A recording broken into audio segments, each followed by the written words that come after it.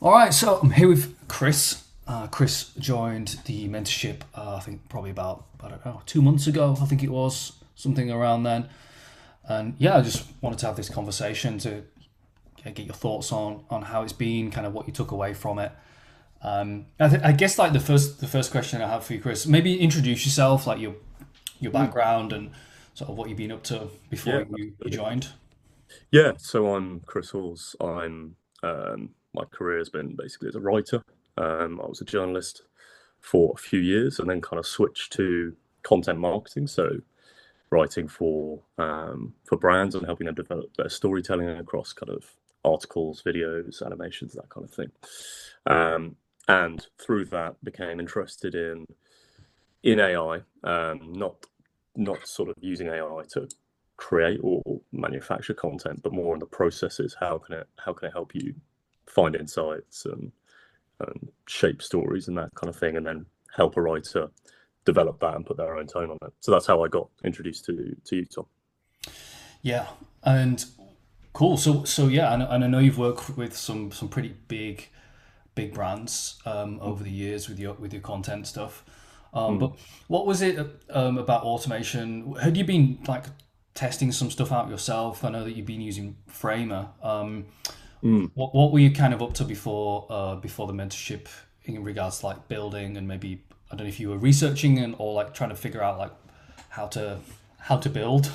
Yeah, yeah. I mean, I my knowledge was relatively limited as to what AI could do, and really, I was interested in what capabilities it could offer in terms of storytelling and making the stories I create slightly more interactive. So I started working with you and thinking about kind of developing the foundations of NAN. And for me, that was what was really useful about that was not just it gave me the practical knowledge to develop my own automations, but more valuably, it allowed me to think about how stories could be told and then offer that as a service to other companies, which was hugely valuable. So the technical expertise was one side of it, but far more valuable to me was um, the ability to think with AI, to think about what I could develop and how I could apply that in my business, which is marketing. Yep. All right. Yeah, because Yeah. I know over the time we were working together, you were working on a kind of like a chatbot, an automated system Mm. that you can plug into your website. And I think you demoed it for some potential clients. Like how could you tell us more about that project and the the demos that you've done? Yeah, absolutely. So what I wanted to do, a few weeks into the course, I kind of conceived the idea of if you're if you're a company who has a load of content sort of in an archive that isn't doing too much, how can you repurpose that content using AI to create a more interactive experience for your audience?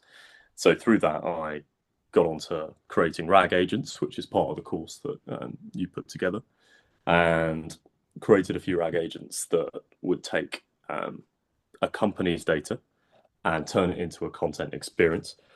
And then from that, create a back end where I could then develop insights and themes from a someone's interaction with that RAG agent. So yeah, it was kind of like an AI workflow for marketeers, basically. Um, and I took that and I sort of pitched it to various clients that got me, my foot in the door and started working with them and this kind of thing. And there is, when you get into it, there's loads of kind of technical elements and stuff that you're going to be discussing on some of your future courses, which is really interesting.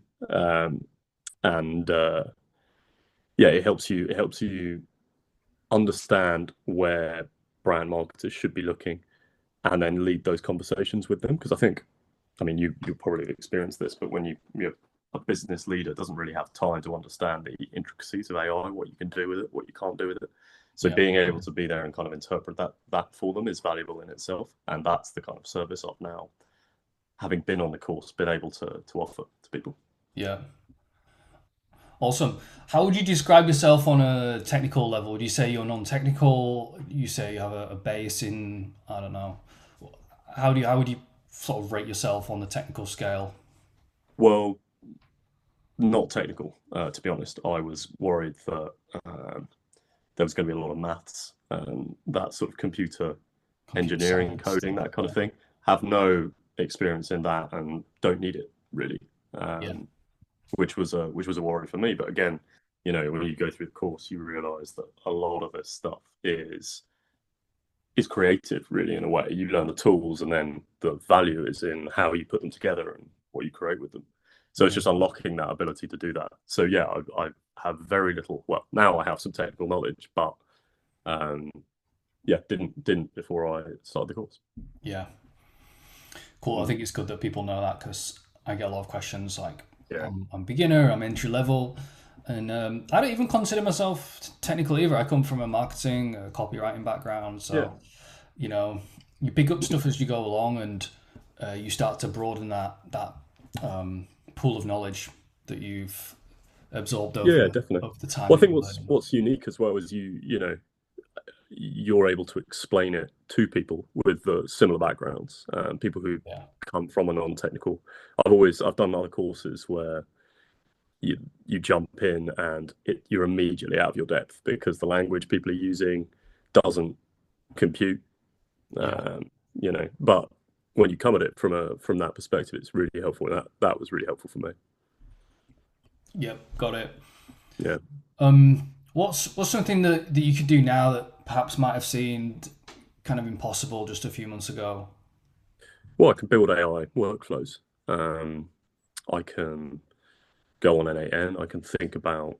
Well, actually, I can take a client. I can look at a company, look at what data they have, and then think about um, how an AI workflow might, you know, improve their sales pipelines, might create more engagement for them on social media, what might make their life easier and then kind of give them more time to be more creative.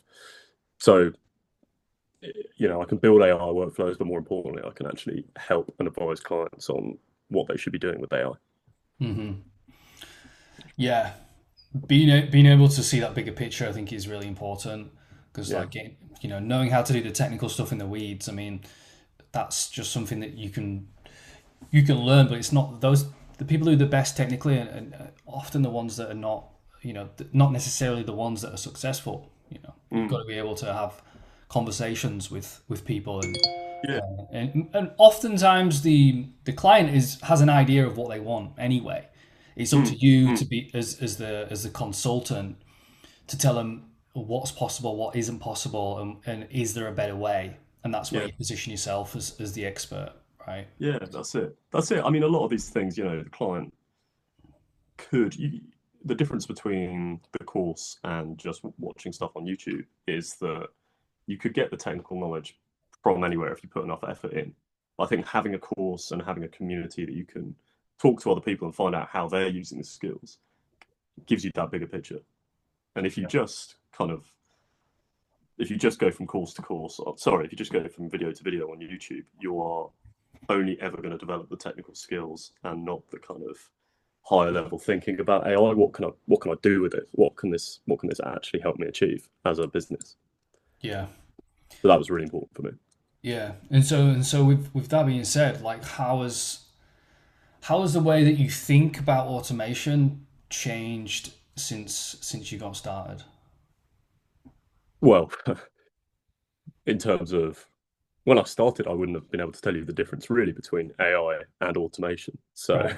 at a very fundamental level is one difference, and it's where all the pieces fit together. Um, so how AI agents can fit into broader workflows, broader automation workflows.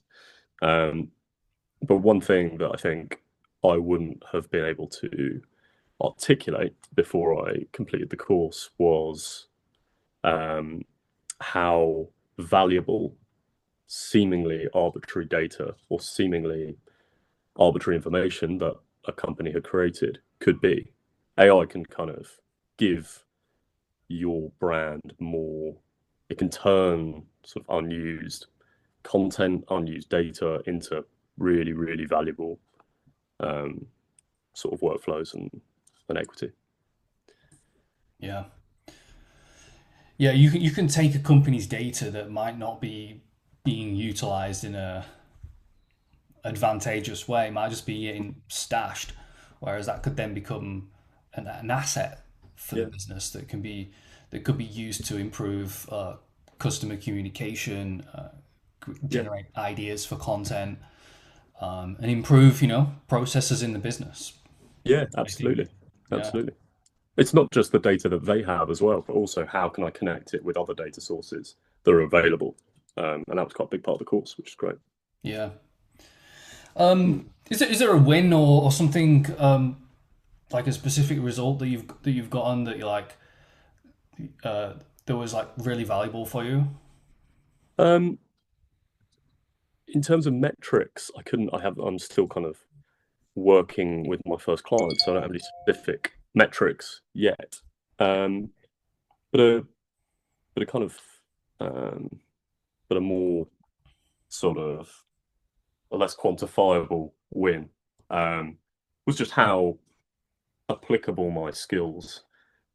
You think writing is writers and marketers are always the first to be worried about being automated, but by learning the technical side of AI, you realize that those skills actually, if you combine them with AI, you're not going to be automated, but you're one of the ones that's going to kind of lead um, the change. So maybe it's less of a win and more of a way of making myself feel a little bit more valuable, maybe to the world. Hmm. So yeah, it's kind of selfish affirming.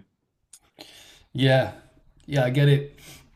You know, coming from the marketing copywriting world, the and I've been doing email SMS Yeah. automations for the longest time, for over 8 years, Mm. with various different tools. And yeah, I can totally see that perspective. Copywriters are scared for losing out to AI, but Yeah, yeah, that might be a narrative, but it's not the actual truth, because with AI, it just means there's more slop. There's just more volume of junk.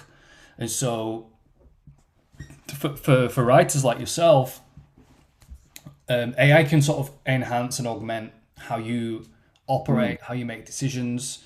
Yeah, And so I think if you have a skill set in an area that might seem to be at odds with the AI machine, yeah, I think like you've done, is you can just use AI to enhance what you're doing. yeah. It's storytelling, isn't it? Really, it's just Yeah. giving it's. I have storytelling skills, and that's what I've been doing for 10 years. And AI is just another. It's another pen. It's another way to create more engaging stories, sort of Mm. thing. And it's a much more powerful one, to be honest, because all of a sudden you can tell interactive stories where the audience is asking questions, and all of a sudden I've got a new data source because I've got their questions. I know what they're interested in. How do I turn that into more storytelling? And it's that kind of um, thinking and the way to think about it that has has helped kind of unlock opportunities for me. Nice, nice. Mm. Was there, Chris? Was there something that surprised you about the program, or was there one aspect that you thought was like you got the most out of? Um, the areas I got the most out of. Good question. I think so. Maybe one part that surprised me was I went in wanting to learn sort of NA10. I had a very specific idea about. I didn't know whether NA10 was the right platform that I wanted to use, but I think the course is much more kind of all encompassing in terms of what you need to know. NAN is just one part of a broader universe of platforms and capabilities that you need to think about AI, and those are always evolving. So um, having the sort of having someone like yourself who's testing all this stuff out and is then teaching us to incorporate that into our workflow is really valuable.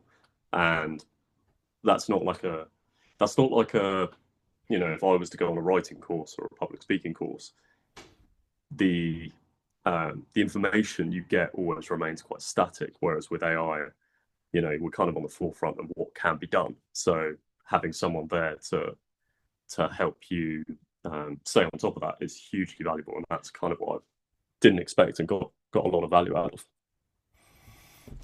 Cool. It's interesting.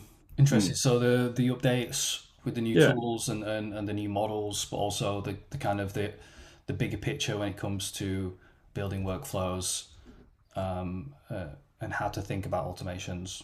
yeah, definitely. It's evolving as you're doing the course, so um, that makes it quite an interesting kind of learning experience. Yeah. Um, I studied history, which is kind of the antithesis of that. So having having yeah, it's engaging. It's not like you're going to get bored, which you are with history. Trust me. Yeah. Um, but yeah, it's just really enjoyable, to be honest. Yeah. Appreciate that. And yeah, you had access to me in the DMs as well, and I Yeah, know that we had quite a lot of backward and forward, um, to kind of help you through the some of the issues that you've had, and kind of help with your decision making. yeah. Maybe that's one other thing I'd say is that when I spent a while before I came across your course. I spent a while going through YouTube videos, and the bit you don't, you get very quickly frustrated is the fact that someone can be explaining it on YouTube, whereas I'm getting some kind of bug or some kind of problem in my code, in my workflow that I've done everything exactly as said in the video, but I've got no way of fixing it without spending hours and hours trying to debug it myself. Whereas having someone who can help you out, and as you say, I would just send you across my workflow templates or give you a video um, of the workflow and what I was doing, and having you being able to respond and help me unpick that was really really valuable. Yeah, yeah, that's what a lot of students say, because you can watch a video and somebody solves a problem, but that video could be 6 months old, might be an Yeah, old version of anything, it might be a deprecated mm. API. Yeah, You just never know. Um, yeah, yeah, yeah. exactly. All right, Chris. Yeah, Well, before we wrap up, mm. you know, a lot of people are a bit let's say jaded with the whole influencers and stuff like this, that they see YouTubers putting out videos with crazy claims, and Yeah, yeah, I get a lot of people like super skeptical coming to me, and I'm trying to be as open as possible, and having this conversation with you is kind of part of that. But is there something that you would perhaps like tell to someone who's either skeptical or a bit on the fence, yeah, who's like yeah. in your position or considering the mentorship? No, exactly. I mean, well, for a start, you're not tied into any long-term subscriptions with your course. You do it and you do a month of it or whatever it might be, and then you can take a break until if something comes up. I mean, I had to take a break because I didn't have the time to commit to it. But I'm going to be back next year to follow up on the course when I have more time. And there's um, yeah, the influencer one's tricky, um, because there is so much um, there's so much noise in the AI space, as I'm sure there is in any rapidly evolving sector, because there are people trying to take advantage of the fact that there's very little knowledge out there. But your course the one is one I found that is really really valuable, and I'm not just saying that because I got value from it, but I think it's you're actually going out there to try and add value to people who are trying to navigate this really difficult um, world that no one really fully understands. So no, I'd be, if anyone came to me and asked about it, I'd say that they should certainly give it a go, because your course is everything that you say it was, and I think people will come away from it with their own, not just with a foundational understanding of AI and N8N, but also um, how they can apply it in their own careers and that sort of thing. So there is real value to your course. Um, I'd certainly say that. Yeah. Cool. Listen, Yeah. Chris, appreciate it. Thanks for jumping on. Yeah. No worries.